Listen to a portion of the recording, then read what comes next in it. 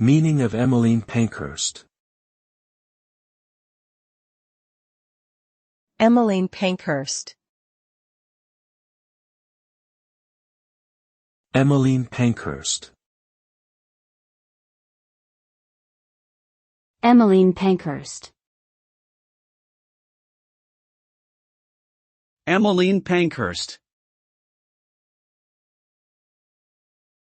Emmeline Pankhurst was a British political activist and leader of the suffragette movement that campaigned for women's right to vote in the early 20th century.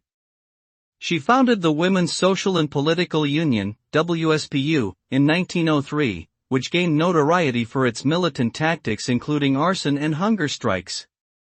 Pankhurst was imprisoned multiple times for her activism.